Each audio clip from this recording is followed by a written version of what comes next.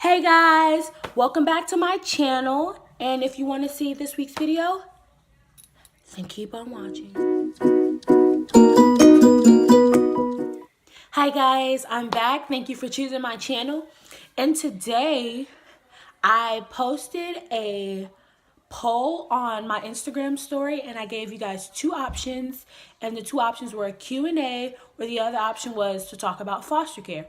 Now, I've been in foster care for now 15 years. I first went to foster care when I was 1. I moved back with my biological mom for about a year and a half, and then I was put right back into the system. So the people who voted for me to do something on foster care, I DM'd them a little something that I just copy and pasted. It was just questions that people wanted to know. A lot of people think I should use my YouTube to inspire people or to help people out who are going through things. So today it'll kind of be a Q&A, or like the truth about foster care, something that people have always wanted to know. I haven't looked at the questions yet, so it's coming like straight from the top of my head. And I haven't even opened the DMs. So the first question was, how has foster care impacted my life? I think foster care has impacted my life a lot, negatively and positively. Being in foster care, you don't have parents. I'm lucky enough to still know my mom and my dad, but a lot of people, you don't know your parents, and you depend on people like your case manager, your guardian ad litem for a lot of things. So I would say a way that has impacted me positively is that I'm very mature. I'm very mature for my age. I mean, it's practically like raising yourself. You learn very quickly that motivation has to come within yourself. You don't have that mom or that dad there to, when you fall, pick you back up and give you a band-aid. Like, you have to pick yourself back up and say, I can still do this. A way that has impacted me negatively is sometimes you feel like you have no one, or you go out, like me, I'm a part of this amazing cheer team, and it hurts when you see moms and dads coming out to support everybody else, but you don't have that person there in the crowd to support you. Like game days, the cheer, we have a section where all the parents sit, and most of the game days I had nobody there for me. And it hurts because when you work really hard and you feel like no one's there for you, I mean, that hurts, because it's like, what's the point?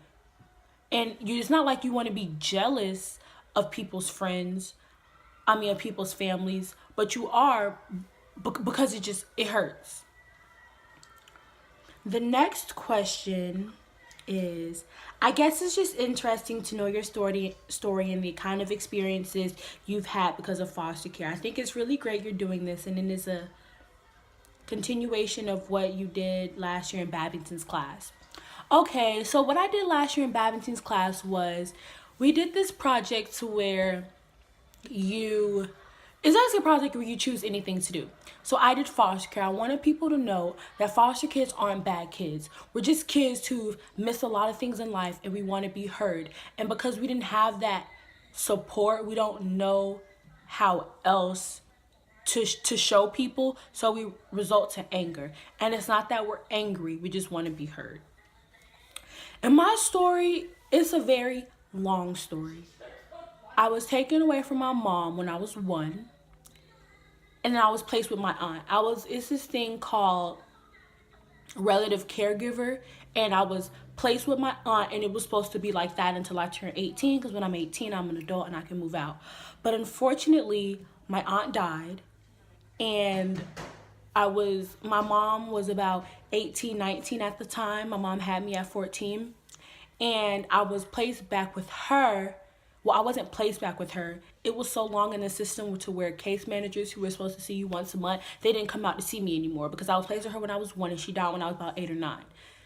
I went back with my mom for about a year, and that didn't work out. And one day, I remember this day like it was yesterday. One day, I was called out of class, and it was a regular day. I was called out of class, and these people just said, we're going somewhere. I didn't know. I was like 8. I think I was in the 3rd grade. I didn't know anything.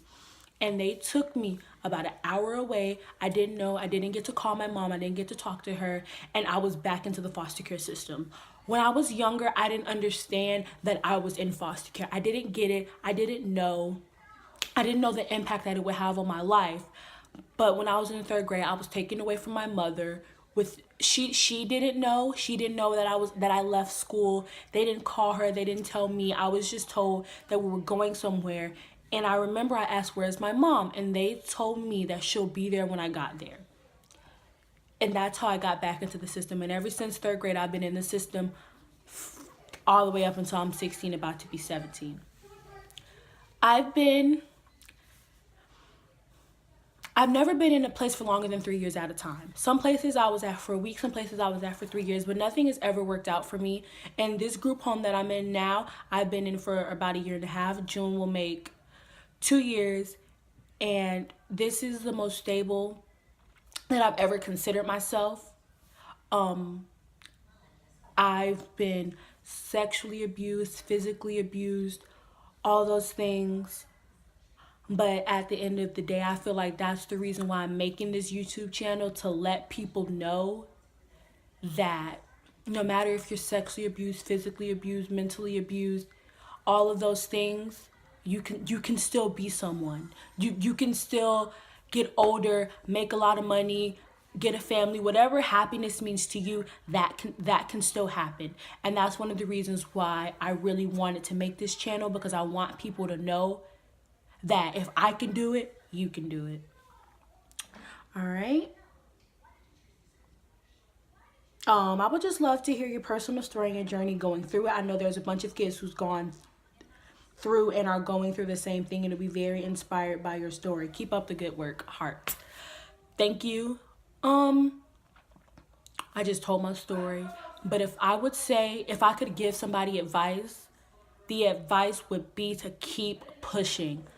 Sometimes you're gonna wake up and it's gonna be, what's the point? Why am I working hard? No one's there for me. What am I gonna do? Be there for yourself. The biggest motivation you can have is yourself. That's the biggest advice I can give to anybody. Even if you're in foster care or you're not in foster care, be yourself. Love yourself. Don't ever stop working hard, because one day you can make it and you can be somebody, and nobody's going to be able to tell you anything. And when you make it, you can reach back and you can pull people so that they can also make it. The next question, if this phone unlocks, is, what is the process like moving from house to house, things like that? Well, the process, the process becomes very repetitive once you've been from house to house to house to house. I don't really know how my case manager is like, what, is there a website that they know to find all these group homes? I don't really know, but I know that I've been with people who I've been with relatives. I've been with family friends. I even moved to New York for 6 months, but it was really cold, so I came back. I've been in a foster home and I've been in a group home. Each of them are completely different. Like being in a group home, there's rules that you have to follow that you don't necessarily have to follow at a foster home. Like here, it's mandatory that you eat. It's mandatory that you bathe. I know they may seem like, well, duh, you should want to, but it's like they will force you to take a shower. They will force you to bathe. Most kids don't really know don't really see how much a group home will impact you until you live in one. Like, I can't just be like, I'm going to a friend's house to stay the night. I'm not allowed to stay the night at a friend's house unless their family gets a background check and my case manager makes sure that it's safe. When people who aren't in foster care, they can just be like, oh, like, hey, mom, can I go to Sally's house and stay the night? Like, I can't do that. whenever I want to leave the house, I have to sign in, I have to sign out, I have to ask permission days in advance. I can't work as many hours as I like. There's just a lot of things that a lot of people don't get, like don't understand until you're actually in the system and you're actually going through it. I would say one big thing that a group home lacks is guidance. When you're living with your parents, it may not seem like they're giving you a lot, but they are giving you a lot. They're giving you that guidance that, do you see my sister right here? Hey.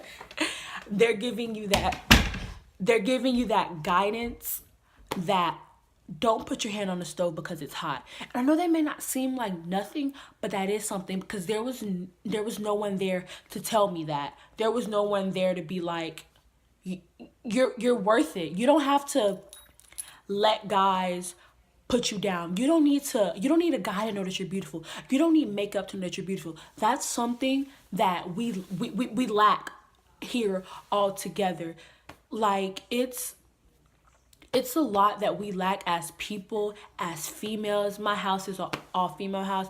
As females that we don't know, a lot of females, including myself, I used to look for sex, or look for guys, or look for acceptance, to think that I was beautiful, to think that I was worth it, to think that someone loved me, because I didn't love myself. And it's hard to learn how to love yourself and accept yourself when nobody else accepts you. Because here, most of these girls, they don't have anybody. They don't have that person to be like, hey, you're beautiful. They don't have that person to be like, I love you. A lot of girls here, they don't get that I love you at all, unless it comes from me or my group home people or my staff. Like that's the only I love you we get. Another thing, a foster home is basically like a parent. Like your mom or your dad, you that's watching, your mom or your dad, you can be like, hey, I want a foster kid. They can take classes, get background checks, make sure the house is good, make sure we have a bed, a bathroom, all that, and we can live there. Yes, there's certain rules that we have to follow, but it isn't as strict as a group home. You don't have the state guidelines you have to follow. There's a lot of things you guys can go, like, we're not allowed to leave the county and go to the beach without calling our case manager, getting it signed, because it's a liability, like somebody can drown. But when you're living in a foster home, if they want to take you to the beach, then you can go to the beach. Okay, next question. Well, actually, I was adopted as a child, was in foster care as a small kid, but I just wanted to know, what is it like through other people's eyes? So basically, overall experience in foster care, I think it would be really interesting. Honestly, foster care sucks. And I'm not saying that to discourage anybody, but it does suck.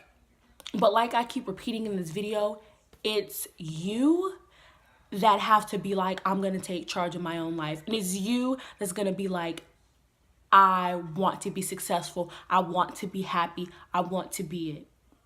We have staff, case managers, people who, it's like a revolving door. Revolving door. And it's a lot of hurt. And after a while, you get to the point where you're like, I'm not about to let nobody else in, because I don't want nobody else to leave me. I'm sick of people leaving me. Like a couple weeks ago, I had this amazing case manager. I don't know if I'm allowed to say her name because people are watching this video, so I'm just not going to say it. But I had this amazing case manager, and you know, she got my braces approved. See, I got braces. If you knew me, I just got these like a week ago. They hurt. She got my braces approved. She was there for me. She called me every once in a while, checked on me, told me she loved me. And one day I was at my job at Wendy's, and a lady came in, and she was like, "Are you Xzariiaa?" And I was like, "Yes." Like I thought she was a customer. Maybe like somebody told her I worked there. I don't know. People are weird. And she was like, "Well, I'm your new case manager." And honestly, it hurt me so much, because Miss Rhonda was the best case manager I've ever had. And when you don't have a lot of family, you consider most of your case managers as family. and she left and she didn't tell me goodbye. She didn't tell me anything. And it hurt because it's like I sat here and I don't open up to people a lot. And I sat here and I opened up to you and you completely left me. And it hurt me. And a lot of foster kids go through that. A lot of foster kids feel like, why are you here? Are you here just to leave me? Are you here like to put me down? Like, what is it? We never can just think, okay, you're here. You're here to help me. You're here to love me. Because it's like you have that thought in the back of your head, like, how long are you here to help me? Why are you here? Are you getting paid to be here? It's hard for us to ever just think that someone there and someone loves us and someone really wants us to be happy. It's hard to ever think that someone like us can be happy because the world puts us down so much, and the world makes us think that we're these bad people who only go to jail, who only have diseases, who only will be nothing. I saw this post because I follow like a lot of foster kids, and it says that 80% of foster kids end up on death row. And that honestly hurt my heart so much because I grow up with these people and I see how beautiful and how smart and how amazing these kids are. But then you have people like teachers, like principals, like case managers, like GALs, like fellow peers who I go to school with who think I'm such a bad person because I don't know how to open up to them, or I'm such a bad person because I don't know how to express myself other than anger, because anger is all that you have, and no one's born angry, but you end up getting this angry trait inside you because no one can hear you and no one can let you know what you feel. It's hard. It's hard.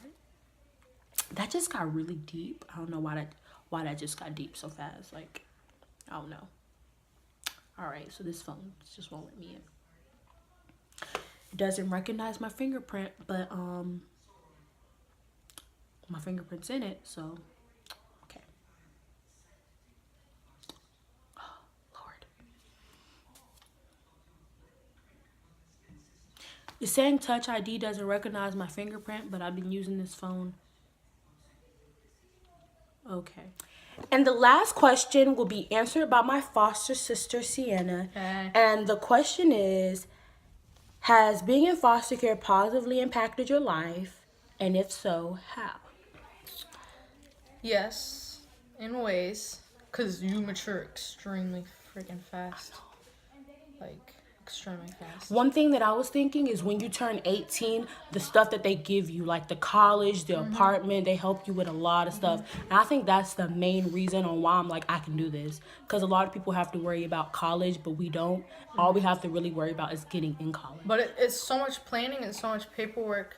Yes. And, yes. I mean, I have to go to a meeting like every other week just to plan out my life. I mean, it's not easy. It's not at all easy. And you don't have people paperwork. And you don't have people who knew you your whole life planning this stuff out. Like, these people literally read your file, don't even really get to know you and be like, okay, you need to do this, you need to do that. Like, regular kids, like, they have their parents to be like, okay, we think this is best for you. We've known you all your life, but we don't have that. We have people who don't even like their jobs have to come here and basically tell us what we need to do in life. And it's like, how can we trust them? We don't even know if they really love us or if they're really there for us. Or the money. But it's also hard because if you have something coming up like school something and you don't show up to the meeting, they could switch every single plan you got and put you on a new course. You don't even want that. It's crazy. I had a basketball game the last day of winter break, and my group home did not believe me, and they said no, I could not go. I was already ready. I was getting dressed, and they just like, no, there's no way you have a game on winter break. And I'm like, it's there. Here's the program. Here's the basketball season, and they don't believe you. So that's a lot of things where you basically have no say in what's going on in your life ever until you age out. But even when you age out and they're helping you, you have to do what they want in order for you to get that money, in order for you to get that college thing, in order for you to get that stipend every month. Like, you have to do what they want you to do. Look at her hair. Oh yeah, I don't want some of my blue hair. You gotta pay for everything. I have a job now, and a lot of people are like, how are you always broke? I literally have to pay for everything. Like, pay for your soap, pads, hair, body wash, tampons, anything, food. She buys me food because I work at Wendy's, and every night I have to bring her food because sometimes, like, if they don't want to cook, they will not feed us, and it's really hard. But at the same time, I told him, I was like, you can do it. Like, you have to have that motivation. It's just growing up. You have to grow up very, very fast. Kids are 13 years old trying to find jobs because they trying to figure out how they going to pay for their food, how they going to pay for their clothes. Because they go to Dollar Tree, and that's where they buy everything from. And if you have sensitive skin, like a girl here, what does she have in her hair? I forgot. She has, like, dry scalp. I don't know what that's called. I forget. But she has to go buy all of her stuff. All that stuff. And it's expensive. It adds up. And a lot of kids don't realize how much their parents are helping them out until you come into foster care and you're like, wow, I have to pay for this. You just have cameras, basically. Oh, cameras everywhere. Don't walk out your room. Don't walk out of your room with the tank top. The camera can see you. Don't walk out of the room looking a mess because the cameras can see you. Don't curse. The camera can see you. Yeah, we do it. Let the camera see. We're always here. But it's hard. Crazy. It's hard. But you're grown. As soon as you get in foster care, you're responsible for everything you do. If you can't do it, then that's you. Right. You got no one to back you up, nothing. I mean, you got your caseworkers, but they're paperwork. Right. They're all paperwork. But the point of this video wasn't to think that you can't do it. The point of this video was to let you know that you can do it. Foster care is hard, but I'm pretty sure this is what Katy Perry said. Did Katy Perry say what doesn't kill you make you stronger? Was that Katy Perry? Comment down below who said that, because I don't know. It was it Katy Perry? Was it Lady Gaga? I stand a little taller. Right, whatever that song is, that is the truth. And not even just for foster kids. I know there's a lot of people. Angelina, we don't know. Comment down below who said it, but I know that. And this video is not just for foster kids. If you're going through something, you can get through it, no matter what it is. It may seem like right now you can't. You're like, I can't. Yes, you can. It's determination. Determination. It comes from within. What was it Nisha said today? It's the secret. If you have it up here, you got it in your hands. Oh, that's good. Right? It's called The Secret. She told me that. I was like, damn, mind blown. Right. Fucking blown. So remember that you can do it. And my Instagram, my Facebook is on my page. If you, that's not where I was going. It's going with that. It is lit. But if you need something, text me. Or if you was thinking, hey, I know this friend and she's going through a lot, but I don't really want to text her. I don't really know how. Do it. Just ask her if she's okay. He or she's okay. Ask her if she wants to talk, because you never know. You texting somebody, reminding them that they're powerful, that they can do this, you can save somebody's life. There's a lot of people who kill themselves because they feel like they don't have nobody. Text that person. If you see somebody sad sitting down at school by themselves, walk up to them and say hi. You never know whose life you can save by just spreading some positive words. And most foster kids, they don't talk about it, and they don't even tell you that they in foster care. But try to get to know somebody before you judge them. Right, most definitely. And the girls that come in here, they're not taught right, so just try not to judge somebody. You try to help before you judge. Especially at Haggerty, there's a lot of people who judge me. There's 6 of us. We all go to Haggerty. There's a lot of people who judge us, and I stick together. Right. I hope this video gives people an understanding on how and why foster kids are the way that they are. We just that foundation of a mom and dad is very imperative. It's very important. It's amazing, actually. And you need it. And that's something that we lack. And I just feel like in this video, I want people to understand that we're not bad people. We're actually very loving people. Blessed. We all blessed. Everybody's blessed. Just remember that someone always have it worse than you. Pringles. So thumbs up this video.